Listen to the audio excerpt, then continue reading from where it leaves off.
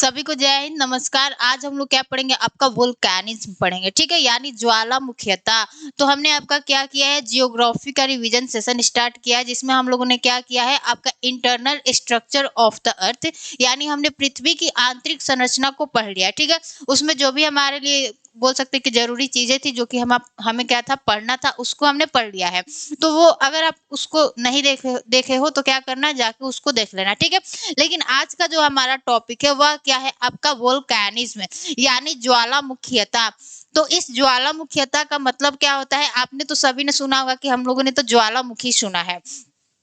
तो एक वर्ड क्या है आपका, ज्वालामुखी, और एक क्या है, ज्वालामुखीयता। तो आखिर इन दोनों में डिफरेंट क्या पाया जाता है, यानी वोल्केनो और वोल्केनिज्म में क्या डिफरेंट पाया जाता है। लेकिन हमारा आज का टॉपिक क्या है, आपका वोल्केनिज्म।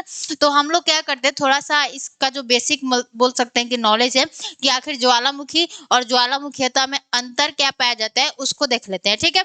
तो आज का हमारा टॉपिक क्या है, वोल्केनिज्म है, यानी ज्वालामुखीयता है।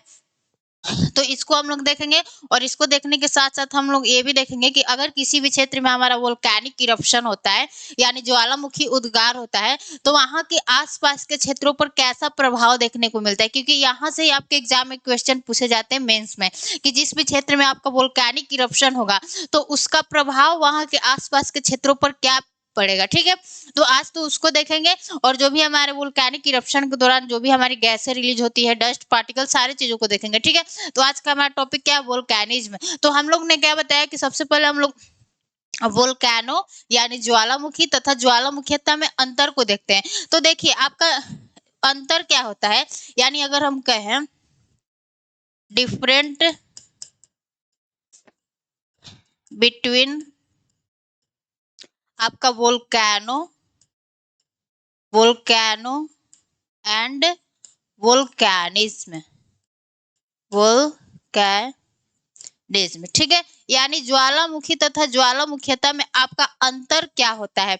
अगर हम लोग इसको पढ़ने की कोशिश करें तो हम क्या बताते हैं, सबसे आपको वोल्केनो बताते हैं कि आपका वोल्केनो क्या होता है, यानी ज्वालामुखी क्या होता है, ठीक है। थोड़ा सा हम इसका क्या करें, एक बार इमेज दिखा रहे हैं जिससे आपको आइडिया मिल जाए। ये क्या है, हमारा ऐसा माउंटेन जहां से क्या हो रहा है, मैग्मा निकल रहा है। तो आपने ज्वालामुखी का जब भी हम लोग वर्ड सुनते हैं तो हमारे दिमाग में आता है कि हमारे पृथ्वी सतह के अंदर से क्या निकलता है, पिघला हुआ मैग्मा निकलता है, ठीक है। तो ऐसा कुछ बोल सकते हैं कि आपका इमेज होता है जहां पर भी आपका वोल्केनिक इरप्शन होता है।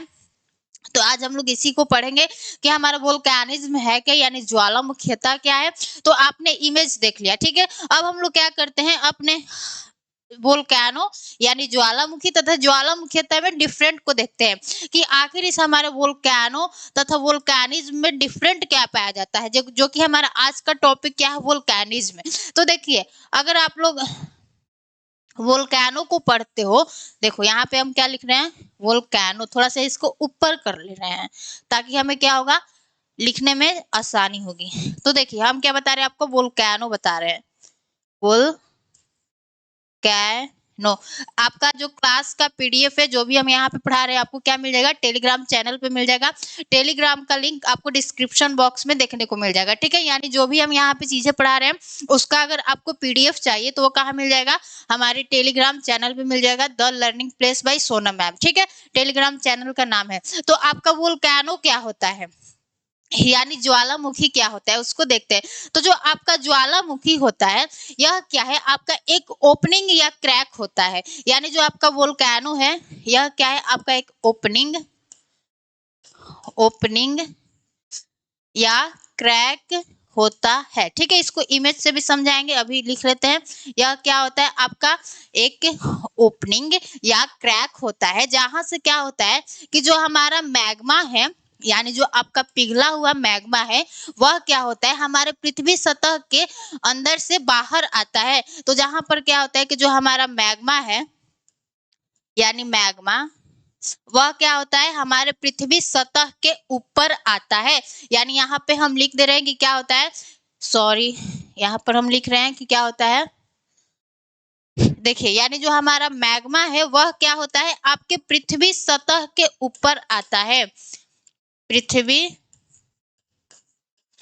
सतह के ऊपर आता है, ऊपर आता है। ठीक है, इतना हम लिख दिए।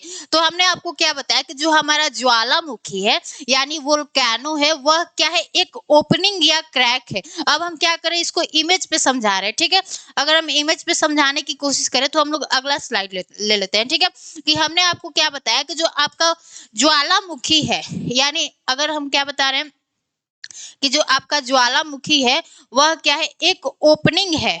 ओपनिंग, या फिर हमने क्या बताया कि यह एक क्या है, क्रैक है, जहां से क्या होता है कि हमारा जो वोल्केनिक, जहां से क्या होता है कि जो हमारा पिघला हुआ मैग्मा है, यानी जो कि पृथ्वी सतह के क्या है, अंदर है, तो इसी हमारे क्रैक या ओपनिंग के द्वारा क्या होता है कि हमारी मैग्मा क्या होती है, हमारे पृथ्वी सतह के ऊपर आती है। यानी इसी, देखिए ये क्या हो गई, हमारी मैग्मा हो गई। तो ये क्या हो गया, आपका एक ओपनिंग हो गया। यानी ये देखिए, ये तो आपका एक क्रैक हो गया। इसको हम लोग क्या बोलेंगे, क्रैक बोलेंगे। ठीक है, और ये जो हमारा ऊपर वाला पार्ट है, ऊपर वाले पार्ट को हम लोग क्या कहेंगे, आप लोग भी बोलिए, इसको क्या कहेंगे, इसको हम लोग कहेंगे ओपनिंग। ओपनिंग। ठीक है, तो हमने आपको क्या बताया कि आपका ज्वालामुखी क्या होता है, यानी ज्वालामुखी का मतलब कि वोल्केनो क्या होता है। तो हमने आपको क्या बताया कि यह जो आपका ज्वालामुखी है वह ओपनिंग या क्रैक है। हमने क्या बताया कि यह ओपनिंग या क्रैक है, जहां से क्या होता है कि हमारे पृथ्वी सतह के अंदर की मैग्मा, यानी जो हमारे पृथ्वी सतह के अंदर की जो मैग्मा है, जो कि मोल्टेन फॉर्म में पाई जाती है, वह क्या होती है कि इस क्रैक के माध्यम से, यानी इस क्रैक के माध्यम से क्या होती है, इस क्रैक या इस ओपनिंग के माध्यम से क्या होती है, हमारे पृथ्वी के सतह के ऊपर आती है। उसको हम लोग क्या कहते हैं, आपका वोल्केनो कहते हैं। तो इस पूरी प्रक्रिया को क्या कहते हैं, वोल्केनो कहते हैं, यानी ज्वालामुखी कहते हैं। कि ज्वालामुखी क्या है, यह आपका एक ओपनिंग या क्रैक है, जहां से क्या होता है कि जो हमारे पृथ्वी सतह के अंदर का जो भी हमारा मैग्मा है क्या होता है, वह बाहर निकलता है। ठीक है, लेकिन हमने क्या बताया कि हमारा जो आज का टॉपिक है वह क्या है, आपका वोल्केनिज्म है, यानी आपका क्या है, ज्वालामुखीयता है। तो अब हम लोग क्या करते हैं, अपने ज्वालामुखीयता को क्या करते हैं, समझते हैं। हमने वोल्केनो तो समझ लिया कि वोल्केनो क्या है, अब हमारा क्या है, वोल्केनिज्म, यानी ज्वालामुखीयता। ठीक है, देखिए क्या है, ज्वालामुखीयता, यहाँ पे लिख दे रहे हैं वोल्केनिज्म। ठीक है, तो यह आपका वोल्केनिज्म क्या है, तो जो आपका वोल्केनिज्म है यह क्या है, हमारा एक ब्रॉड प्रोसेस है। ब्रॉड प्रोसेस का मतलब क्या होता है कि यह क्या है, हमारा एक बड़ी प्रक्रिया है, जिसमें हम लोग क्या करते हैं कि आपके मैग्मा के फॉर्मेशन से लेके, यानी मैग्मा का निर्माण कैसे होता है, मैग्मा के फॉर्मेशन से लेके जो भी हमारे ज्वालामुखी उद्गार के समय, यानी वोल्केनिक इरप्शन के दौरान जो भी हमारी डस्ट पार्टिकल्स, गैस, जो भी हमारे जल वाष्प, सारी चीजों का हम लोग, मतलब ये सारी चीजें अगर उद्गार होती है ज्वालामुखी उद्गार के समय, तो इन सब के बारे में हम लोग क्या करते हैं, अध्ययन करते हैं। तो ठीक है, यहाँ पे हम लिख रहे हैं कि यह जो आपका वोल्केनिज्म है यानी ज्वालामुखीयता है, यह क्या है, आपका एक बड़ी प्रक्रिया है। बड़ी प्रक्रिया का, यह बड़ी प्रक्रिया कैसे हो गया, क्योंकि हम लोग इसमें क्या करते हैं कि इसमें आपके मैग्मा के फॉर्मेशन से लेके, यानी हमारे पृथ्वी सतह के अंदर जो मैग्मा है वह आखिर उसका फॉर्मेशन कैसे होता है। आपके एक दिमाग में ये भी क्वेश्चन आना चाहिए कि ये जो हमारा पृथ्वी सतह के अंदर से जो हमारी मैग्मा आती है, पिघली हुई मैग्मा आती है, आखिर ये इसका फॉर्मेशन हमारे पृथ्वी सतह के अंदर कैसे होता है। तो उसको हम लोग जानेंगे कि हमारे मैग्मा का फॉर्मेशन कैसे होता है। फिर हम लोग क्या जानेंगे कि हमारे ज्वालामुखी उद्गार के समय हमारे पृथ्वी के सतह पर बहुत सी गैस, डस्ट पार्टिकल्स, बहुत से, बोल सकते हैं कि वाटर वेपर का उद्गार होता है, बहुत सी सतह के बाहर आती है। तो उन सभी चीजों के बारे में हम लोग क्या करेंगे, अध्ययन करेंगे। तो यह क्या हो जाता है, आपका एक बड़ा प्रक्रिया हो जाता है। इसलिए हम लोगों ने इसको क्या कहा, वोल्केनिज्म कहा, यानी ज्वालामुखीयता कहा। तो यहाँ पे हम लिख दे रहे हैं कि यह क्या है, आपका एक ब्रॉड प्रोसेस है, ब्रॉड प्रोसेस है, जिसमें हम लोग क्या करते हैं कि आपके मैग्मा के फॉर्मेशन से लेके, यानी यहाँ पे हम लोग क्या पढ़ेंगे, मैग्मा का फॉर्मेशन, मैग्मा का फॉर्मेशन कैसे होता है, यानी मैग्मा का फॉर्मेशन कैसे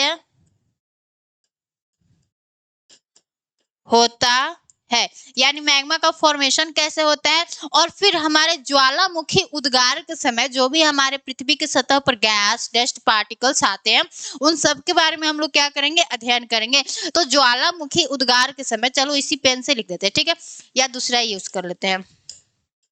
हमारे ज्वालामुखी उद्गार के समय, ज्वालामुखी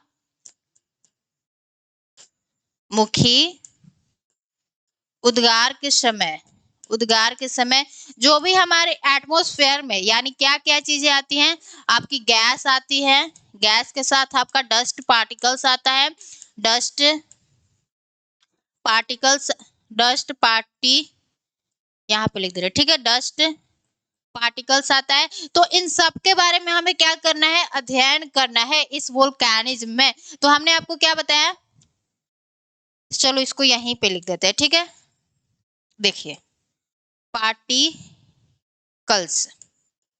तो इन सब के बारे में हमें क्या करना है, अध्ययन करना है। तो आपको ज्वालामुखीता समझ में आ गया कि मैम हम लोग इसमें क्या करेंगे, जो आपका ज्वालामुखीता होता है यह आपका एक ब्रॉड प्रोसेस है। ब्रॉड प्रोसेस का मतलब क्या होगा, यह आपकी एक बड़ी प्रक्रिया है जिसमें हम लोग क्या करेंगे कि मैग्मा के फॉर्मेशन से लेके, यानी मैग्मा का आपका फॉर्मेशन कैसे होता है उन सारे चीजों को पढ़ेंगे। फिर आपका क्या होता है कि जब आपके मैग्मा का फॉर्मेशन हो गया तो मैग्मा क्या होता है, हमारे पृथ्वी सतह के ऊपर आता है। तो जब हमारे पृथ्वी सतह के ऊपर मैग्मा आता है तो जब यानी हमारा वोल्केनिक इरप्शन होता है, देखिए हमने आपको क्या बताया कि जब हमारा वोल्केनिक इरप्शन होता है, मान लीजिए ये क्या हो गई, हमारी पृथ्वी की सतह हो गया, यानी ये क्या हो गया, आपका पृथ्वी का सतह हो गया। तो जब भी हमारा वोल्केनिक इरप्शन होता है तो हमारे पृथ्वी सतह के अंदर से केवल मैग्मा नहीं निकलता है, इस बात को याद रखना है, ठीक है। यानी हम लोग क्या करते हैं कि केवल जानते हैं कि जब भी हमारा वोल्केनिक इरप्शन होगा तो उस क्षेत्र में क्या होगा, धधकता हुआ पिघला हुआ मैग्मा निकलेगा। लेकिन इस मैग्मा के साथ में, यानी देखिए यहां से क्या जा रहा है, आपका मैग्मा जा रहा है, मैग्मा जा रहा है। तो मैग्मा के साथ में क्या होता है कि बहुत सी गैस भी रिलीज होती है। यानी यहाँ पे क्या है, आपका मैग्मा है, मैग्मा तो है ही, यानी मैग्मा प्लस क्या होता है, बहुत सी गैसें भी क्या होती है, गैसेस भी क्या होती है, रिलीज होती है, प्लस बहुत से एसेस, जिसको हिंदी में क्या कहते हैं, राख कहते हैं, वो भी क्या होता है, रिलीज होता है, प्लस आपका डस्ट पार्टिकल्स।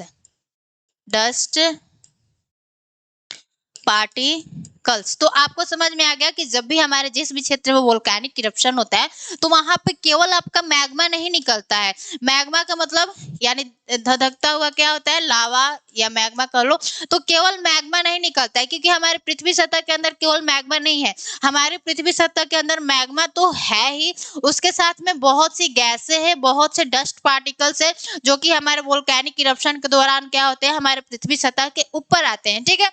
तो आपको वोल्केनिज्म समझ में आ गया, यह क्या है, हमारा एक बड़ी प्रक्रिया है जिसमें हम लोग मैग्मा के फॉर्मेशन के साथ हम लोग ये भी जानते हैं कि जब हमारा ज्वालामुखी उद्गार होता है तो उस समय जो भी हमारे डस्ट पार्टिकल्स गैस सब हमारे पृथ्वी सतह के ऊपर आते हैं तो उन सबका हम लोग अध्ययन करते हैं। तो यह क्या हो जाता है, एक आपका बड़ी प्रक्रिया हो जाती है, इसलिए हम लोगों ने इसका नाम क्या रख दिया, आपका वोल्केनिज्म, ठीक है। तो हमने आपको बताया कि जब भी हमारे पृथ्वी सतह के, यानी जब भी आपका वोल्केनिक इरप्शन होता है तो केवल मैग्मा हमारी पृथ्वी सतह के अंदर से नहीं आता है, हमारे मैग्मा के साथ में बहुत सी गैस आती है। अब आपकी गैस कौन कौन सी है, उन गैसों का हम लोग क्या कर लेते हैं, नाम देख लेते हैं, क्योंकि आपके एग्जाम में क्या होता है कि इन गैसों का नाम पूछ लेता है।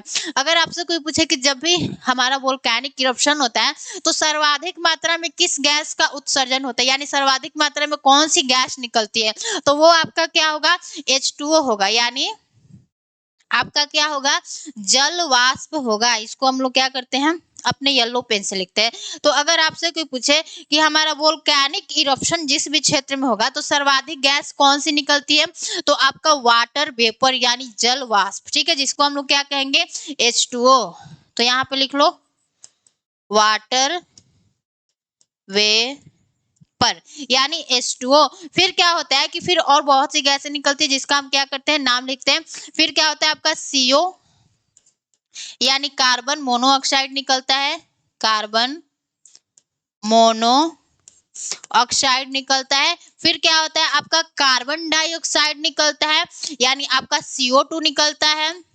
कार्बन कार्बन डाई ऑक्साइड यानी आपका CO2 निकलता है। फिर क्या होता है हमारा मीथेन निकलता है। मीथेन का सूत्र क्या होता है CH4, थोड़ा सा इसको ऊपर कर ले रहे हैं, ठीक है। फिर आपका क्या निकलता है मीथेन निकलता है, यानी मीथेन, ठीक है,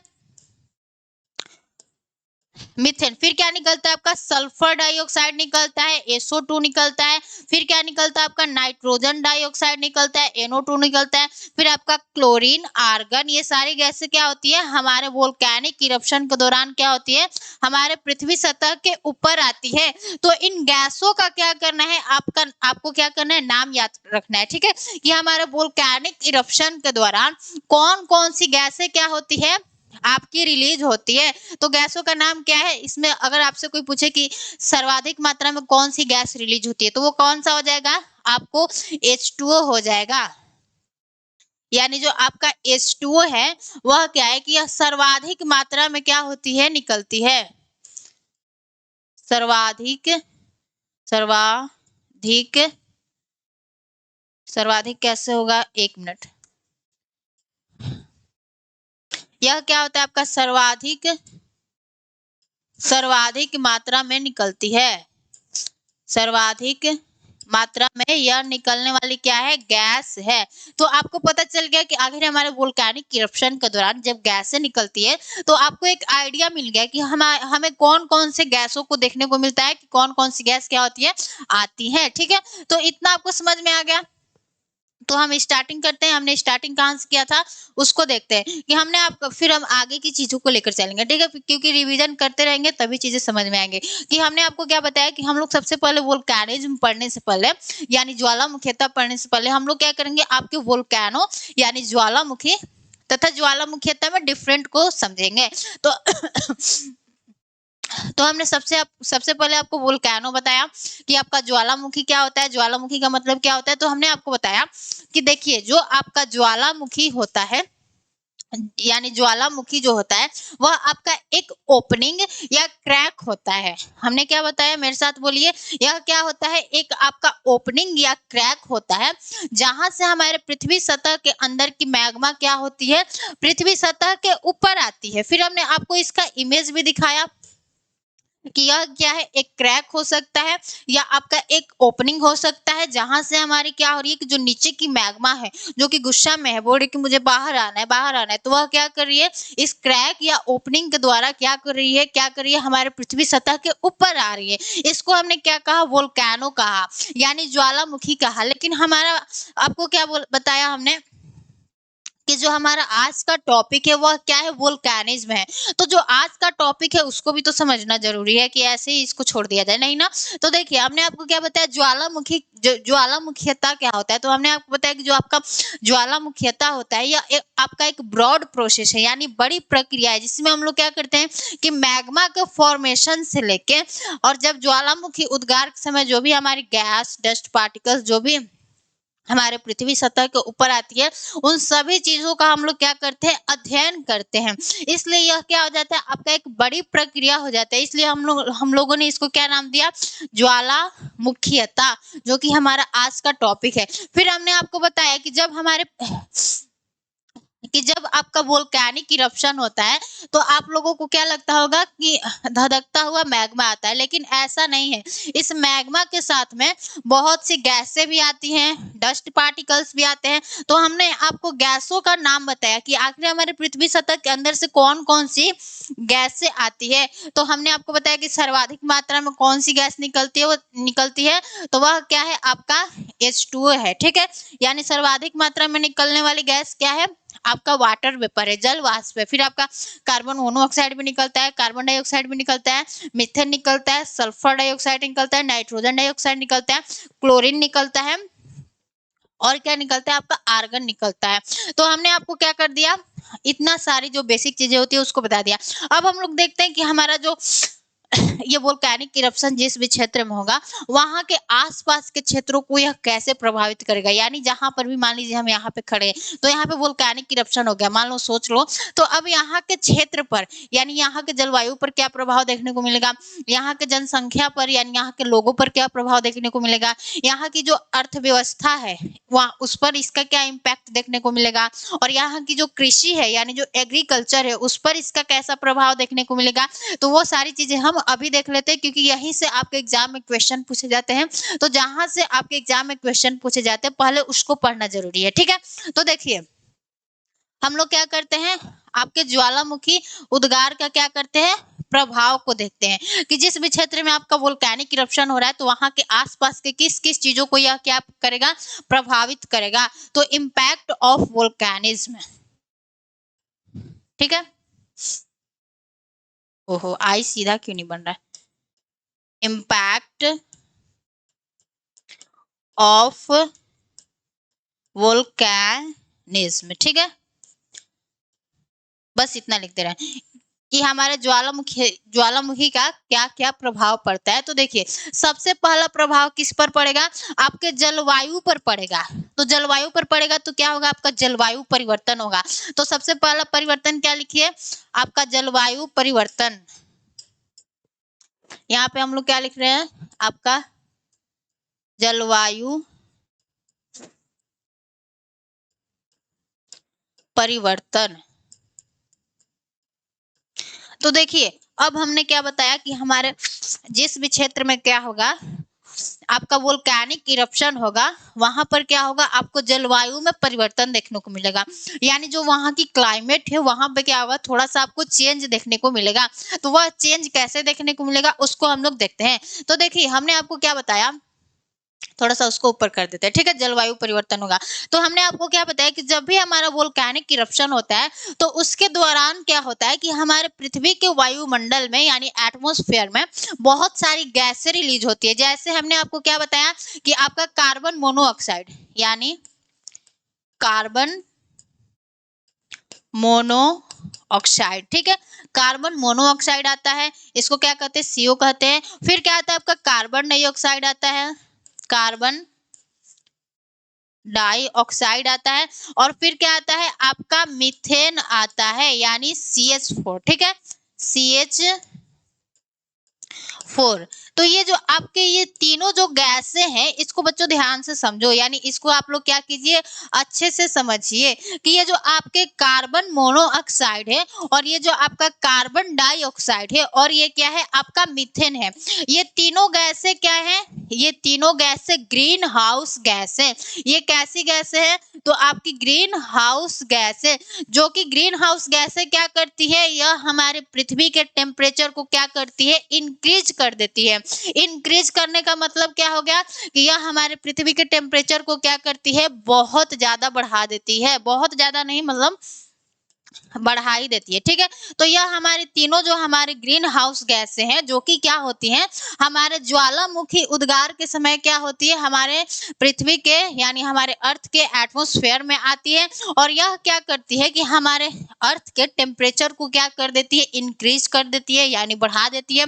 जिससे आपका क्या होता है, इससे क्या होता है कि आपका ग्लोबल वार्मिंग बढ़ता है। तो सबसे पहला प्रभाव क्या देखने को मिला कि जहां भी हमारा वोल्केनिक इरप्शन होगा तो उस क्षेत्र में क्या होगा कि ये जो हमारी तीनों गैसें हैं यानी कार्बन मोनोऑक्साइड है, कार्बन डाइऑक्साइड है और जो आपका मीथेन है, ये तीनों गैसें रिलीज होती है। लेकिन ये तीनों गैसें कैसी हैं, आपकी ग्रीन हाउस गैस है। अब ये जब ग्रीन हाउस गैस है तो ये क्या करती है, हमारे अर्थ के टेम्परेचर को बढ़ा देती है, जिससे क्या होता है कि आपका ग्लोबल वार्मिंग बढ़ता है यानी ग्लोबल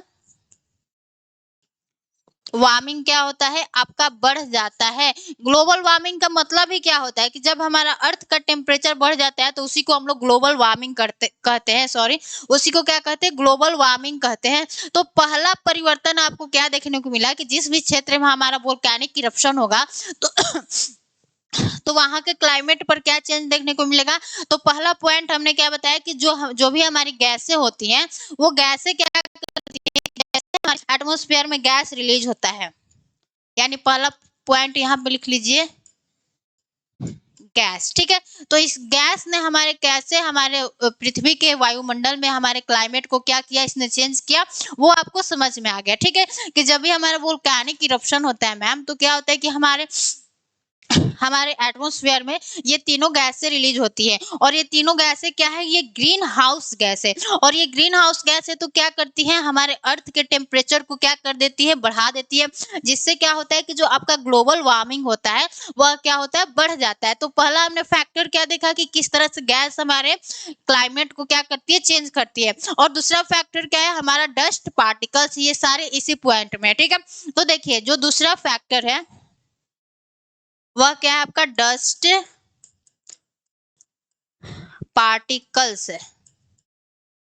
यानी जो आपके डस्ट पार्टिकल्स है, यह किस तरह से हमारे हमारे पृथ्वी के क्लाइमेट को, यानी हमारे एटमॉस्फेयर में जो भी हमारा जलवायु है उसको कैसे प्रभावित करते हैं। तो देखिए होता क्या है कि जब हमारा जिस भी क्षेत्र में आपका वोल्केनिक इरप्शन होता है, यानी ये क्या हो गई, हमारी पृथ्वी हो गई, जो कि क्या है, अपने चारों तरफ से क्या है, हमारे वायुमंडल से क्या है, घिरी हुई है। यानी यह क्या है, अपने चारों तरफ से एटमॉस्फेयर से घिरी हुई है। तो होता क्या है कि जब हमारा यहाँ पे आपका वोल्केनिक इरप्शन हो रहा है, तो वोल्केनिक इरप्शन होता है तो क्या होता है कि हमारे एटमॉस्फेयर में बहुत सी क्या होती है, डस्ट पार्टिकल्स क्या हो जाती है, क्षेत्र में क्या हो गया, आपका डस्ट पार्टिकल्स आ गया। यहाँ पर क्या आ गया, आपका डस्ट पार्टिकल्स आ गया। तो जब आपका वोल्केनिक इरप्शन होता है तो क्या होता है कि यहाँ पे हमारे एटमॉस्फेयर में क्या हो जाता है, चारों तरफ डस्ट पार्टिकल्स फैल जाते हैं। तो जब यहाँ पर डस्ट पार्टिकल्स फैल जाता है तो होता क्या है कि जो हमारी सूर्य की किरणें हैं, यानी यहाँ पे क्या है, आपका सन है, ठीक है। तो होता क्या है कि जब हमारे पृथ्वी के वायुमंडल में पूरा डस्ट पार्टिकल्स क्या हो जाते हैं, फैल जाते हैं, तो जो आपकी सूर्य की किरणें हैं, यानी जो आपका सनलाइट है, वह क्या होता है, यहाँ पर नहीं पहुंच पाता है। यहाँ पर क्या हो गया, नहीं पहुंच पा रहा है। तो जो आपकी सूर्य की किरणें हैं, अगर हमारे पृथ्वी के वायुमंडल में नहीं पहुंच पा रही है तो क्या होगा, यहाँ पर क्या होगा कि कूलिंग फेज पाया जाएगा। यानी जिस भी क्षेत्र में आपका अगर वोल्केनिक इरप्शन होता है तो वहां पर क्या होगा, वहां पर आपको क्या देखने को मिलेगा, कूलिंग फेज भी देखने को मिलेगा, यानी कूलिंग फेज, ठीक है। तो यहाँ पर क्या आपको देखने को मिलेगा, कूलिंग फेज देखने को मिलेगा। तो एक तरफ हम लोग क्या देख रहे हैं कि जहां भी वोल्केनिक इरप्शन हो रहा है तो वहां पे टेम्परेचर बढ़ भी रहा है, और दूसरी ओर हम लोग क्या देख रहे हैं कि जहां पर भी वोल्केनिक इरप्शन हो रहा है तो हमारे पृथ्वी के वायुमंडल में क्या हो जा रहा है, बहुत सी डस्ट पार्टिकल्स क्या हो जा रहे हैं, फैल जा रहे हैं, जिस कारण क्या हो रहा है कि जो हमारी सूर्य की किरणें होती है यह यहाँ तक नहीं, यहाँ तक क्या होती है, नहीं पहुंच पाती है। यानी यह नॉट रीच, यहाँ पे क्या लिख दे रहे हैं, नॉट रीच, यहाँ तक क्या हो रही है, यह नहीं पहुंच पा रही है, जिससे क्या होता है कि जो हमारा अर्थ का टेम्परेचर है वह क्या हो जाता है, कम हो जाता है। तो यहाँ पे आपको क्या देखने को मिलेगा, कूलिंग फेज देखने को मिलेगा। तो आपको डस्ट पार्टिकल्स भी समझ में आ गया। तो हमने आपका एक तो चीज कवर कर लिया कि हमारे यहाँ पे हमारे जलवायु परिवर्तन पे कैसे हमारे वोल्केनिक इरप्शन का इम्पैक्ट पड़ता है। तो हमने पहली चीज आपको क्या बताया कि जो हमारे गैस होते हैं वह कैसे हमारे एटमॉस्फेयर के क्लाइमेट को चेंज करते हैं। तो हमने आपको ये तीनों गैस बताया। यह क्या है, ये तीनों गैस आपके ग्रीन हाउस गैस है, जो कि क्या करते हैं, हमारे अर्थ के टेम्परेचर को बहुत ज्यादा, मतलब बहुत ज्यादा नहीं, बढ़ा देते हैं, लेकिन जिससे क्या होता है कि आपका ग्लोबल वार्मिंग होता है, ठीक है। अब ग्लोबल वार्मिंग होता है, फिर हमने आपको दूसरा फैक्टर बताया कि जो हमारा डस्ट पार्टिकल्स है, यह भी क्या होता है कि हमारे पृथ्वी के एटमॉस्फेयर में फैल जाते हैं, जिससे क्या होता है कि जो हमारी सूर्य की किरणें होती है वह हमारे पृथ्वी के सतह तक नहीं आ पाती है, ठीक है। जिससे क्या होता है कि यहाँ पर आपका कूलिंग फेज देखने को मिलता है। तो पहला प्रभाव हमने देख लिया आपके जलवायु परिवर्तन पे। अब हम लोग क्या देखते हैं, दूसरा प्रभाव, हवाई यात्रा में दुविधा। यानी जिस भी क्षेत्र में आपका वोल्केनिक इरप्शन होगा तो वहां पे क्या होगा, आपके हवाई यात्रा में दुविधा देखने को मिलेगा। यानी यहाँ पे क्या आपका हवाई यात्रा में दुविधा, ठीक है, हवाई यात्रा में दुविधा। तो आपके जिस भी क्षेत्र में आपका वोल्केनिक इरप्शन होगा वहां पे जो हमारी हवाई यात्रा है, यानी जो हमारे जहाजों का आने जाने का जो सिलसिला है वह क्या हो जाएगा, रुक जाएगा। क्यों? क्योंकि जिस भी क्षेत्र में आपका वोल्केनिक इरप्शन होगा तो सबसे पहले क्या होगा, मान लीजिए आपका वोल्केनिक इरप्शन होगा। तो यह सबसे पहले जब आपका वोल्केनिक इरप्शन होगा तो इसके दौरान क्या निकलता है, एसेस निकलती हैं, यानी क्या निकलती है, राख निकलता है। इसको क्या कहेंगे, एसेस। ठीक है, एसेस एंड क्या निकलता है, आपका डस्ट पार्टिकल्स निकलेगा, डस्ट पार्टिकल्स निकलेगा। तो ये क्या करती है, जो ये राख और जो डस्ट पार्टिकल्स होती हैं, यह हमारे जहाजों के इंजन के, यानी जो हमारे वायु विमान होते हैं, विमानों के इंजन को क्या कर देते हैं, क्षतिग्रस्त कर देते हैं। यानी यह जहाजों के इंजन को, जहाजों कि जो हमारे इंजन होते हैं उस इंजन को क्या कर देता है, आपका क्षतिग्रस्त कर देता है, उस इंजन को क्या कर देता है, डिस्ट्रॉय कर देता है, यानी बर्बाद कर देता है। ठीक है, डिस्ट्रॉय कर देता है। तो जब हमारे जहाज का इंजन ही खराब हो जाता है तो क्या होता है, हमारे जहाजों को चलाना क्या हो जाता है, मुश्किल हो जाता है। और फिर दूसरी चीज क्या होती है कि इस हमारे डस्ट पार्टिकल से क्या होता है कि जो हमारी विजिबिलिटी होती है, यानी जो हमारी दृश्यता होती है, वह भी क्या हो जाती है, कम हो जाती है। तो यहाँ पे हम क्या लिख दे रहे हैं कि आपके डस्ट पार्टिकल से जो आपका विजिबिलिटी होता है, यानी जो आपका दृश्यता होता है, वह भी क्या हो जाता है, कम हो जाता है। तो ये दोनों चीजें क्या करती हैं, हमारे हवाई यात्रा में क्या करती है, दुविधा खड़ा करती हैं। तो आपका दूसरा प्रभाव क्या हो गया कि हमारे जिस भी क्षेत्र में आपका वोल्केनिक इरप्शन होगा तो वहां के हवाई यात्रा में क्या होगी, दुविधा होगी, यानी बहुत से फ्लाइट को कैंसिल करना पड़ेगा, क्योंकि उस क्षेत्र में क्या हो जाता है, अचानक से पूरा हाई टेम्परेचर हो गया, वहां पे इतना डस्ट पार्टिकल्स फैल गए, तो वहां से फ्लाइट नहीं जा सकते। ठीक है, क्यों, क्योंकि ये जो आपके डस्ट पार्टिकल्स और जो आपके एसेस है, यानी जो राख है, यह प्रायः क्या करते हैं, इंजन को क्षतिग्रस्त कर देते हैं। और ये डस्ट पार्टिकल्स के कारण हमारी जो विजिबिलिटी होती है, यानी जो हमारी दृश्यता होती है, वह भी क्या हो जाती है, आपकी कम हो जाती है। ठीक है, तो आपका दूसरा प्रभाव क्या है, हवाई यात्रा में दुविधा। अब हम लोग तीसरा प्रभाव क्या देखते हैं, जो आपका तीसरा प्रभाव है वह क्या है, आपका जनसंख्या विस्थापन। ठीक है, तीसरा क्या है, यहीं पे हम लिख दे रहे हैं, जनसंख्या विस्थापन। और आपका चौथा क्या है, यहीं पे लिख दे रहे हैं, आपका कृषि पर भी क्या होगा, प्रभाव देखने को मिलेगा, कृषि पर प्रभाव। ठीक है, कृषि पर प्रभाव। और आपका पांचवा क्या है, आर्थिक प्रभाव, यानी आर्थिक प्रभाव। अब इन सबको हम लोग अच्छे से समझेंगे कि इन इन क्षेत्रों पर कैसे हमारे वोल्केनिक इरप्शन का इम्पैक्ट देखने को मिलता है। तो देखिए, आपका जनसंख्या विस्थापन का मतलब क्या होता है कि आपका जिस भी क्षेत्र में वोल्केनिक इरप्शन होगा तो वहां के बहुत से लोगों को क्या होना पड़ेगा, वहां से विस्थापित होना पड़ेगा, यानी उस क्षेत्र से हटकर वहां से जाना पड़ेगा। ठीक है, जैसे अभी आपने न्यूज में सुना होगा कि जो हमारा अमेरिका है, वहां के लॉस एंजिलस शहर में क्या हो गया, हमारे जंगलों में वहां पर बहुत भयानक आग लगती है, और वह आग क्या होती है, हमारे शहर तक आ जाती है, जिसने क्या किया है, बहुत से अपने शहरों को अपने झपेट में ले लिया है, और वहां से बहुत से लोगों को वहां से हटना पड़ रहा है। ठीक है, तो उसी तरह क्या होता है कि जिस भी क्षेत्र में हमारा वोल्केनिक इरप्शन होता है वहां से लोगों को हटना पड़ता है, जिससे क्या होता है, आपका जनसंख्या विस्थापन होता है। और ये जो हमारा जनसंख्या विस्थापन है, यह क्या है, हमारे मानव संकट के लिए क्या है, जो हम बोल सकते हैं कि मानव के लिए क्या है, सबसे बहुत बड़ी संकट है। और दूसरा क्या है, आपका कृषि पर प्रभाव। तो जो आपका वोल्केनिक इरप्शन का अगर हम लोग एग्रीकल्चर पर इम्पैक्ट को देखते हैं तो हमारे एग्रीकल्चर पर इसके दो तरह के प्रभाव देखने को मिलेंगे, यानी इसका एक पॉजिटिव इम्पैक्ट और एक नेगेटिव इम्पैक्ट, दोनों तरह के प्रभाव देखने को मिलेंगे। तो आखिर सकारात्मक प्रभाव कैसा है, तो जिस भी क्षेत्र में आपका वोल्केनिक इरप्शन होता है तो वहां पर क्या होता है कि बहुत सारे एसेस यानी राख आते हैं। यह राख क्या करते हैं, अब जब भी जिस क्षेत्र में राख आ जाता है तो वह क्या करता है, मिट्टी को फर्टाइल कर देता है, तो वहां पर मिट्टी की उर्वरकता बढ़ जाती है, जिससे क्या होता है, यहाँ पे फर्टाइल सोयल बनता है। यहाँ पे क्या बनता है, इस एसेस से क्या बनता है, आपका फर्टाइल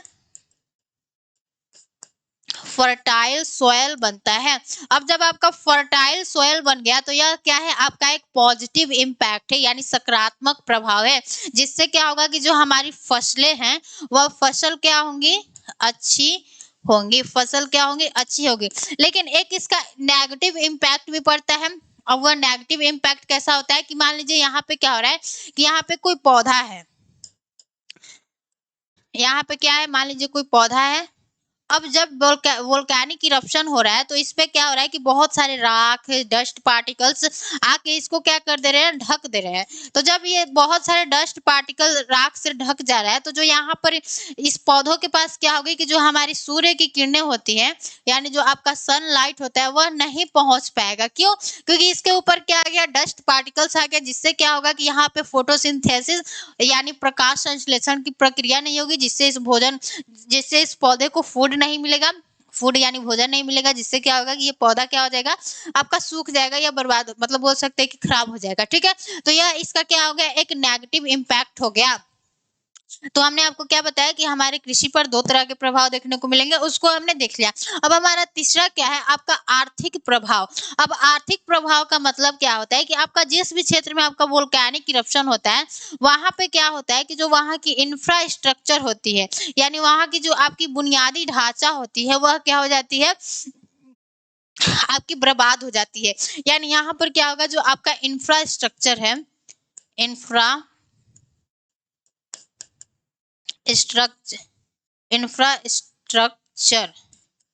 वह क्या हो जाएगा, आपका डिस्ट्रॉय हो जाएगा, यानी यह क्या हो जाएगा, आपका बर्बाद हो जाएगा। और जब आपकी बोल सकते इंफ्रास्ट्रक्चर, ठीक है, इंफ्रास्ट्रक्चर जब आपका बर्बाद हो जाएगा तो जिससे क्या होगा कि जो हमारी सरकारें हैं, सरकार को क्या होगा, वित्तीय घाटा देखने को मिलेगा। तो यह क्या हो गया, आपका आर्थिक प्रभाव हो गया। तो हमने आपका देख लिया कि हमारा जो वोल्केनिज्म है यानी ज्वालामुखीयता है उसका किन किन क्षेत्रों पर प्रभाव देखने को मिलेगा। तो सबसे पहले हमने देखा हमारे जलवायु परिवर्तन पर कैसे हमारे वोल्केनिज्म का इम्पैक्ट देखने को मिलेगा। फिर क्या हमने जलवायु परिवर्तन देख लिया। फिर हम लोगों ने क्या देखा कि जो आपकी हवाई यात्रा में दुविधा कैसे होगा। फिर हमने आपका क्या किया, साथ में देख लिया कि किस तरह से यह हमारा जनसंख्या पर प्रभाव डालेगा, किस तरह से हमारे कृषि पर प्रभाव डालेगा, किस तरह से हमारा आर्थिक प्रभाव, मतलब जो हमारा इकोनॉमिक जो लॉस होता है वो कैसे होगा। ठीक है, तो इतना हमने देख लिया। अब हम लोग क्या करते हैं, अपने टॉपिक पर आते हैं, यानी वोल्केनिज्म पर आते हैं कि आखिर अब हमें क्या पढ़ना है कि हमारे मैग्मा का फॉर्मेशन कैसे होता है, यानी फॉर्मेशन ऑफ मैग्मा। ठीक है, यहाँ पे आपका टॉपिक क्या है, फॉर्मेशन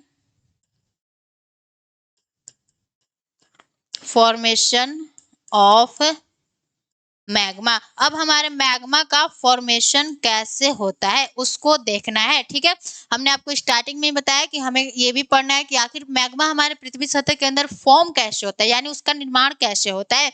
तो देखिए, यह क्या है, हमारी पृथ्वी है, यह क्या है, हमारी पृथ्वी है। और हमारे पृथ्वी के मेंटल वाले भाग में internal structure of the earth जाके आप लोग पढ़िएगा। ठीक है, तभी आपको चीजें समझ में आएंगी। तो जो हमारा पृथ्वी का मेंटल वाला भाग है, मेंटल, तो देखिए होता क्या है कि हमारे पृथ्वी के मेंटल वाले भाग में, यानी हम लोग क्या पढ़ रहे हैं कि फॉर्मेशन ऑफ मैग्मा, मैग्मा का फॉर्मेशन कैसे होता है। तो हमने आपको क्या बताया कि हमारे पृथ्वी के मेंटल वाले भाग में, यानी पृथ्वी के सतह को आप लोग पढ़ेंगे तो सबसे पहले क्रस्ट आता है, फिर नीचे बीच में मेंटल आता है, फिर सबसे नीचे कोर आता है। ठीक है, तो हमने आपको क्या बताया कि हमारे पृथ्वी के मेंटल वाले भाग में क्या पाया जाता है, आपका रेडियो एक्टिव एलिमेंट्स पाया जाता है। यानी रेडियो एक्टिव एलिमेंट्स कहाँ पाया जाता है, हमारे पृथ्वी के मेंटल वाले भाग में पाया जाता है। तो इसमें क्या होता है, इस मेंटल में क्या होता है कि यहाँ पे हमने क्या बताया कि रेडियो एक्टिव एलिमेंट्स पाए जाते हैं। यहाँ पर क्या पाया जाता है, आपका रेडियो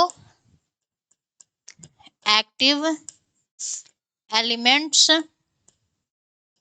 पाए जाते हैं। तो हमने आपको क्या बताया कि यहाँ पे आपका रेडियो एक्टिव एलिमेंट्स पाया जाता है। तो इसमें होता क्या है कि हमारे पृथ्वी के मेंटल वाले भाग में यहाँ पर आपका नाभिकीय संलयन होता है। नाभिकीय संलयन में क्या होता है कि इसमें आपस में एक जैसे परमाणु क्या होते हैं, टकराते हैं, यानी इसमें आपस में एक जैसे परमाणु टकराते हैं और क्या करते हैं, एक नए परमाणु का क्या करते हैं, निर्माण करते हैं। और आपका साथ में क्या करते हैं, साथ में एनर्जी को क्या करते हैं, रिलीज करते हैं। तो यह जो आपकी एनर्जी होती है यह क्या होती है, हमारे हीट के फॉर्म में होती है। यानी ये जो आपकी एनर्जी रिलीज होती है यह क्या होती है, हमारे हीट के फॉर्म में रिलीज होती है, जो कि क्या करती है, हमारे पृथ्वी के सतह के अंदर टेम्परेचर को क्या करती है, बहुत ज्यादा बढ़ा देती है। यह क्या करती है, टेम्परेचर को क्या करती है, बहुत ज्यादा बढ़ा देती है। क्यों? क्योंकि हमारे पृथ्वी सतह के अंदर हमारे मेंटल वाले भाग में इस रेडियो एक्टिव एलिमेंट्स में हमारा नाभिकीय संलयन की प्रक्रिया लगातार चलता रहता है, जिसमें क्या होता है, इसमें आपस में एक जैसे परमाणु टकराते हैं और एक नई परमाणु का निर्माण करते हैं और साथ में क्या करते हैं, एनर्जी को रिलीज करते हैं। तो यह नाभिकीय संलयन की प्रक्रिया लगातार चलती रहती है, आपका एनर्जी रिलीज होता रहता है। जो आपका एनर्जी है वह हमारे हीट के फॉर्म में रिलीज होता है, जो कि क्या करता है कि हमारे अर्थ के टेम्परेचर को क्या करता है, बढ़ा देता है। तो अब हमारे अर्थ के नीचे यानी हमारे पृथ्वी सतह के अंदर इतना ज्यादा टेम्परेचर हो गया, तो वहां पे जो भी चीजें पाई जाएंगी वह कैसी फॉर्म में पाई जाएंगी, पिघली हुई अवस्था में पाई जाएंगी, यानी मोल्टेन फॉर्म में क्या होंगी, पाई जाएंगी। तो यहाँ पे आपकी सभी चीजें क्या होंगी, मोल्टेन फॉर्म में पाई जाएंगी। तो इसी पिघली हुई चट्टानों को हम लोग क्या कहते हैं, आपका मैग्मा कहते हैं। इस पिघले हुए यहाँ पे रॉक लिख दे रहे हैं, ठीक है। इस पिघले हुए चट्टानों को ही हम लोग क्या कहते हैं, आपका मैग्मा कहते हैं। और जब यही मैग्मा आपके पृथ्वी सतह के ऊपर आ जाता है, यानी जब यह मैग्मा क्या है, यानी जो हमारा मैग्मा है जब पृथ्वी सतह के नीचे है तो उसको मैग्मा कहते हैं। यानी जो आपकी पिघली हुई चट्टानें हैं जो हमारे पृथ्वी सतह के अंदर है तो उसको हमने मैग्मा कहा। लेकिन यही मैग्मा आपके पृथ्वी सतह के ऊपर आ जाता है तो उसको हम लोग क्या कहते हैं, लावा कहते हैं। तो आपको लावा तथा मैग्मा में भी डिफरेंट समझ में आ गया कि मैम हमारे लावा और मैग्मा में डिफरेंट क्या होता है। तो हमने बताया कि जब हमारी पिघली हुई चट्टानें हमारे पृथ्वी सतह के क्या रहती है, अंदर रहती है, यानी जो आपकी पिघली हुई चट्टानें हैं हमारे पृथ्वी सतह के अंदर रहती है तो उसको हमने क्या कहा, मैग्मा कहा। लेकिन यही मैग्मा आपके पृथ्वी सतह के ऊपर आ जाता है तो इसको हम लोग क्या कहते हैं, आपका लावा कहते हैं, ठीक है। तो आपको लावा और मैग्मा में भी डिफरेंट समझ में आ गया कि क्या होता है। तो अब हमने देख लिया कि जो आपका मैग्मा है उसका फॉर्मेशन कैसे होता है। अब हम लोग देखते हैं कि ये जो आपका मैग्मा है, यानी यहाँ कहाँ चला गया, ये जो आपका मैग्मा है यह भी आपका दो तरह का होता है। अब यह दो तरह का कैसे होता है, तो देखिए, यानी जो आपका मैग्मा है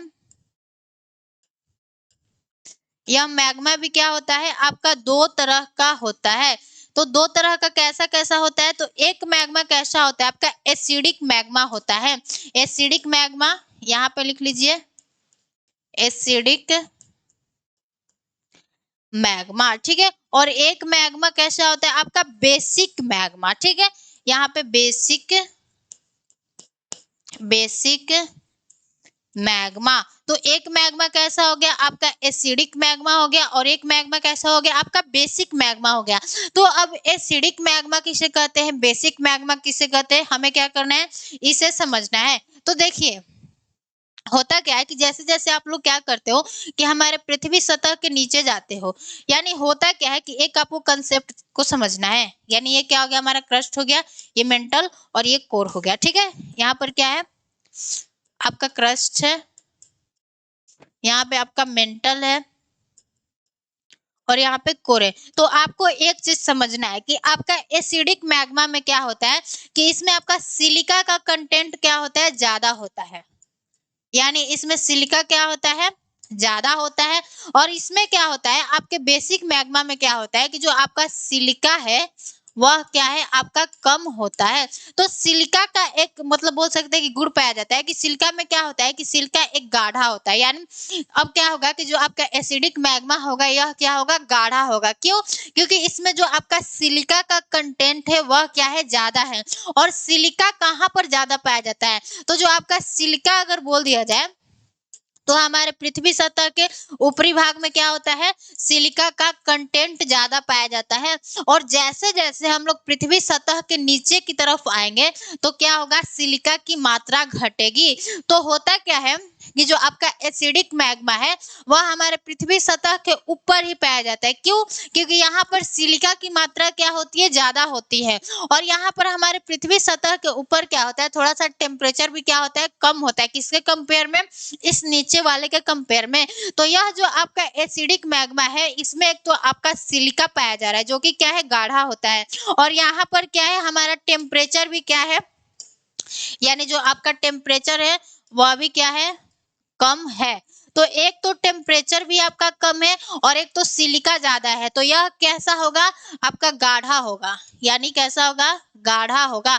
और यह जब भी हमारे पृथ्वी सतह के बाहर आने की कोशिश करेगा तो यह क्या करेगा, एक विस्फोट करते हुए आएगा। यानी देखिए यहाँ पर क्या है, यहाँ पे मान लीजिए एक वोल्केनो है, ठीक है। तो हमने आपको क्या बताया कि जो हमारा एसिडिक मैग्मा होता है उसमें क्या होता है कि हमारा सिलिका का कंटेंट ज्यादा होता है, और जिस भी चीज में हमारा सिलिका ज्यादा होता है तो वह कैसा होता है, गाढ़ा होता है। और जो हमारा सिलिका है वह हमारे पृथ्वी के ऊपर ही ज्यादा पाया जाता है। जैसे जैसे हम लोग पृथ्वी के गहराई में जाते हैं तो आपका सिलिका क्या होता है, कम होता जाता है। तो हमने बताया कि जो आपका एसिडिक मैग्मा है वह क्या हो गया, आपका गाढ़ा हो गया।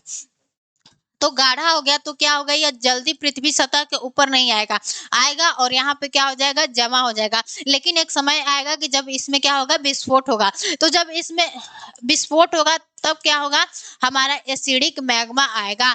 तो अगर आपसे कोई पूछे कि हमारे एसिडिक मैग्मा में क्या होता है, तो इसमें आपका सेंट्रल इरप्शन होता है, यानी सेंट्रल इरप्शन होता है, यहाँ पे लिख दे रहे हैं, ठीक है। तो अगर आपसे कोई पूछे कि एसिडिक मैग्मा बताओ, तो एसिडिक मैग्मा में क्या होता है मैम, सिलिका का कंटेंट ज्यादा होता है और उसमें टेम्परेचर भी कम होता है, जिस कारण क्या होता है कि जो हमारी मैग्मा है वह पूरी तरह पिघल नहीं पाती है, यानी वह गाढ़ा होती है, जिससे क्या होता है कि यह हमारे पृथ्वी के सतह पर बहुत जल्दी नहीं आ पाती है, यहाँ पर आके क्या होती है, रुक जाती है। लेकिन जब यह आती है तो विस्फोट के साथ आती है। तो इसमें क्या होता है, सेंट्रल इरप्शन होता है, यानी केंद्रीय उद्गार होता है, ठीक है। तो आपको एसिडिक मैग्मा समझ में आ गया। अब जिस भी क्षेत्र में, यानी अब हमें क्या देखना है, बेसिक मैग्मा को देखना है। तो इसमें हमने क्या बताया कि जो आपका सिलिका का कंटेंट है वह कहाँ क्या होता है, कम होता है।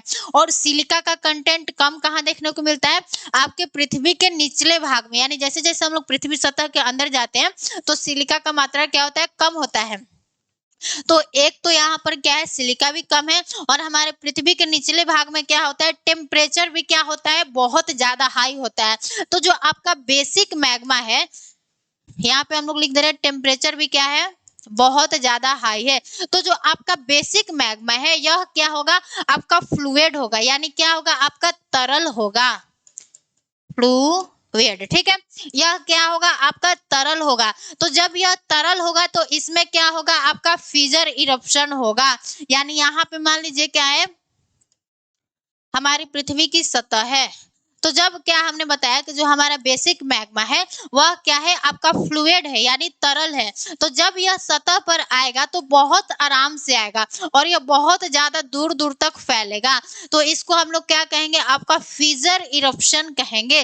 तो आपसे अगर कोई पूछे कि हमारा सेंट्रल इरप्शन तथा फिजर इरप्शन क्या होता है, आपको समझा देना होगा, ठीक है, कि हमारा फिजर इरप्शन क्या है, फिजर इरप्शन, इसको लिख देते हैं, ठीक है, इरप्शन। तो हमने आपको फिजर इरप्शन क्या बताया कि जब हमारा बेसिक मैग्मा होता है उसमें क्या होता है कि जो हमारी सिलिका की कंटेंट होती है वह कम होती है, और उसमें क्या होता है, टेम्परेचर बहुत ज्यादा हाई होता है, जिससे क्या होता है कि वह मैग्मा फ्लूइड पाई जाती है, यानी तरल अवस्था में पाई जाती है। तो जब मैग्मा तरल अवस्था में पाई जाती है तो यह क्या होती है, हमारे पृथ्वी सतह के ऊपर बहुत आराम से आती है और यह ज्यादा दूर दूर तक फैलती है, जिसको हम लोग क्या कहते हैं, फिजर इरप्शन कहते हैं। तो आपको समझ में आ गया कि हमारा सेंट्रल इरप्शन कब होगा, जब हमारा मैग्मा क्या होगा, एसिडिक होगा। और फिजर इरप्शन कब होगा, जब हमारा मैग्मा क्या होगा, बेसिक होगा। तो इतना चीजें आपको समझ में आ गया कि जो हमारा मैग्मा होता है वह भी क्या है, दो तरह का होता है। अब हमें क्या देखना है, अपने वोल्केनिक लैंड फॉर्म्स को देखना है, यानी वोल्केनिक लैंड फॉर्म्स देखिए, वोल्केनिक लैंड फॉर्म्स, ठीक है। अब जो आपका वोल्केनिक लैंड फॉर्म्स होता है यह भी कितने तरह का, दो तरह का होता है, यहाँ पे लिख दे रहे हैं। एक क्या होता है आपका इंट्रूसिव लैंड फॉर्म्स, यानी एक क्या है आपका intrusive land forms. Intrusive land forms यह क्या होता है, इसके बारे में समझाएंगे, ठीक है। और दूसरा क्या होता है आपका extrusive land forms, extrusive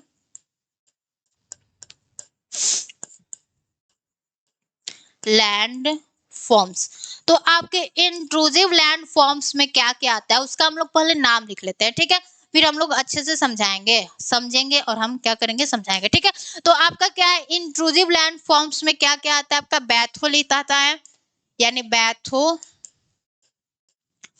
batholith आता है, फिर क्या आता है आपका लैकोलिथ आता है, लैकोलिथ आता है, फिर क्या आता है आपका लैपोलिथ आता है, सबको लिखना है मेरे साथ, ठीक है, लैपोलिथ आता है, फिर क्या आता है आपका डाइक आता है, सील आता है, यहाँ पे क्या आता है आपका डाइक एंड सील, ठीक है। जब क्या होता है कि जब हमारा मैग्मा पृथ्वी सतह के अंदर ही क्या हो जाता है ठंडा हो जाता है, तो वह क्या करता है आपका इंट्रूसिव लैंड फॉर्म्स का फॉर्मेशन करता है। और जब मैग्मा हमारे पृथ्वी सतह के ऊपर आकर क्या होता है ठंडा होता है, तो वह क्या करता है आपके एक्सट्रूसिव लैंड फॉर्म्स का क्या करता है फॉर्मेशन करता है। तो आपका इसमें क्या बनता है आपका कंपोजिट कौन बनता है, कंपोजिट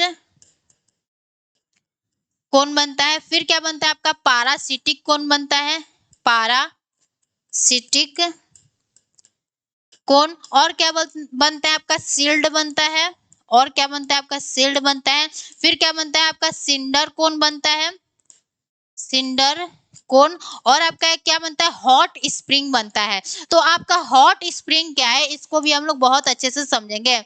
स्प्रिंग जिसको हम लोग गीजर भी कहते हैं, जहां से क्या होता है कि हमारे पृथ्वी सतह के अंदर से गर्म पानी निकलता है, कैसे निकलता है सब समझेंगे, ठीक है। तो हमने आपको क्या बताया कि आपके वोल्केनिक लैंड फॉर्म्स में हम लोग दो लैंड फॉर्म्स को पढ़ेंगे, जिसमें से आपका पहला क्या है पहला क्या आपका इंट्रूसिव लैंड फॉर्म से जब हमारा मैग्मा पृथ्वी सतह के अंदर ही ठंडा होकर बहुत से ऐसे डिफरेंट लैंड फॉर्म्स का फॉर्मेशन करता है, तो उसको हम लोग क्या कहते हैं आपका इंट्रूसिव लैंड फॉर्म्स कहते हैं, जिसमें आपका batholith, laccolith, lopolith, dyke and sill आता है, ठीक है।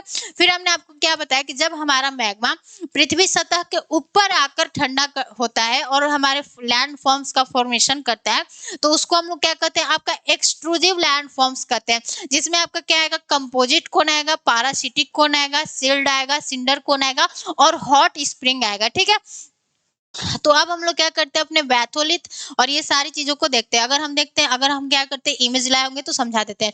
फिर हमने आपको क्या बताया, ये सारी चीजें हमने आपको बता दिया है कि जब आपका वोल्केनिक इरप्शन होता है तो बहुत सी ऐसी चीजें यानी एश फॉल आता है, यानी राख आता है, और आपका एसिड रेन होता है। एसिड रेन कैसे होता है, यानी जो आपके SO2 होते हैं और जो आपका NO2 होता है, यह क्या कराता है एसिड रेन कराता है। तो ये भी आपको समझ में आ गया। देखिए हम इमेज ढूंढ रहे हैं लैंड फॉर्म्स वाला, अगर मिल जाता है तो करा देंगे उसी से, या खुद से इमेज बना के कराएंगे, ठीक है।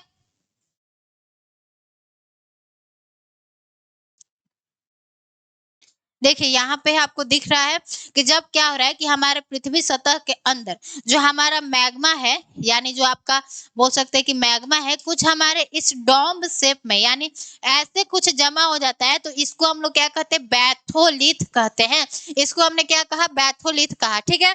और जब क्या होता है कि जो आपकी मैग्मा होती है, अगर मैग्मा बोल सकते हैं कि आपका ये क्षैतिज क्या हो जाता है जमा हो जाता है, यानी ये क्षैतिज रूप में जमा हो जाता है, तो उसको क्या कहते हैं हम लोग सील कहते हैं, यानी सील कहते हैं। और जब मैग्मा आपका लंबवत ऐसे क्या हो जाता है जमा हो जाता है और ठंडा हो जाता है, उसको हम लोग क्या कहते हैं आपका डाइक कहते हैं।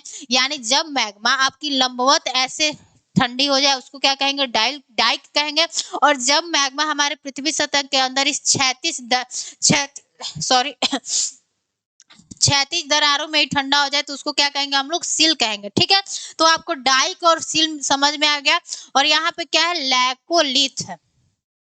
इस फिगर में अच्छे समझ में नहीं आ रहा है, हम क्या करें आपको फिगर खुद से बना के समझा रहे हैं, ठीक है। तो देखिए यहाँ पर होता क्या है, यहाँ ऊपर हमारा क्या पाया जाता है सेडिमेंट्री रॉक पाया जाता है, यानी अवसादी चट्टानें पाई जाती हैं। तभी तो क्या होता है कि हमारे इस अवसादी चट्टानों का जब इरोजन हो जाता है तो हमें इन लैंड फॉर्म्स को देखने का मौका मिलता है, अदरवाइज हमें पता नहीं चलता, ठीक है। तो यहाँ पे क्या है आपका मान लीजिए सेडिमेंट्री रॉक है, सेडिमेंट्री रॉक है, यानी जब इसका इरोजन होगा तो हमें ये सारी क्या होती है, हमें लैंड फॉर्म्स देखने को मिलती है। तो हमने आपको क्या बताया कि बैथोलिथ क्या होता है, उसको हम लोग देखते हैं। तो जब आपकी मैग्मा क्या होती है, पृथ्वी सतह के अंदर कुछ इस शेप में यानी डोम के शेप में क्या हो जाती है, ठंडी हो जाती है, तो उसको हम लोग क्या कहते हैं, यानी गुंबद के आकार में क्या हो जाती है, जमा हो जाती है। तो उसको हम लोग क्या कहते हैं, आपका बैथोलिथ कहते हैं। इसको क्या कहेंगे, बैथोलिथ। ठीक है, इसको क्या कहेंगे, आपका बैथोलिथ कहेंगे। यानी जब मैग्मा हमारे पृथ्वी सतह के अंदर गुंबद के शेप में क्या हो जाती है, जमा हो जाती है, उसको क्या कहते हैं, बैथोलिथ कहते हैं। और जब क्या होता है कि एक इसी पाइप से क्या होता है, यानी इसी पाइप से एक और चीज जुड़ा है और यहाँ से क्या हो रहा है, मैग्मा, यानी यहाँ से क्या हो रहा है, आपका मैग्मा निकल रहा है और फिर इसके ऊपर क्या होता है, एक छोटा सा गुंबद बन जाता है। यानी इसके ऊपर क्या हो गया, आपका एक छोटा सा क्या हो गया, गुंबद बन गया।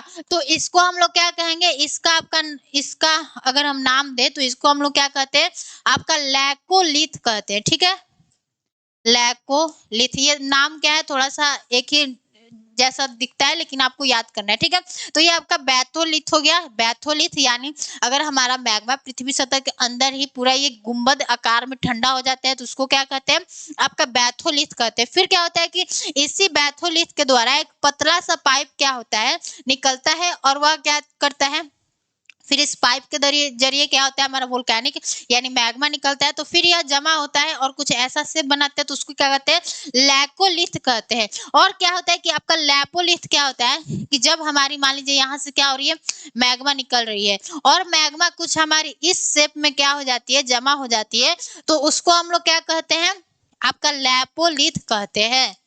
देखिए कुछ इस शेप में क्या हो गई, हमारी मैग्मा जमा हो गई, तो उसको हमने क्या कहा, लैपोलिथ कहा। ठीक है, लैपोलिथ कहा। और अब हमने क्या बताया कि आपका डाइक क्या होता है और सील क्या होता है। जब आपकी मैग्मा इस क्षैतिज दरारों में जमा हो जाती है, यानी जब मैग्मा क्षैतिज जैसे जमा हो जाता है, तो उसको हम लोग क्या कहते हैं, इसको हम लोग सील कहते हैं। ठीक है, सील कहते हैं। और जब मैग्मा आपका लंबवत दरारों में क्या हो जाता है, जमा हो जाता है, तो उसको हम लोग क्या कहते हैं, आपका डाइक कहते हैं। यानी मैग्मा कुछ ऐसे लंबवत क्या हो जाती है, आपकी जमा हो जाती है और कुछ ऐसा शेप ले लेती है, तो इसको हम लोग क्या कहते हैं, डाइक कहते हैं। और ये सारे लैंड फॉर्म्स दिखते कैसे हैं, जब ये आपका ऊपर का जब हमारा सेडिमेंट्री रॉक क्या हो जाता है, इरोड हो जाता है, तो ये सारी आपको आकृतियां देखने को मिलता है। अब आज के लिए बस हम लोग इतना ही रखते हैं। जो आपका इंट्रूजिव लैंड फॉर्म से उसको हमने देख लिया। अब जो आपका एक्सट्रूजिव लैंड फॉर्म से उसको हम लोग अगले नेक्स्ट वीडियो में देखेंगे, जब हम लोग आपका अर्थक्वेक पढ़ाएंगे, तो उसी को हम लोग इसको पढ़ाकर फिर हम अर्थक्वेक पर आ जाएंगे। ठीक है, तो आज आपको उम्मीद करते कि ये चीजें समझ में आई होंगी। तब तक के लिए सभी को जय हिंद, नमस्ते।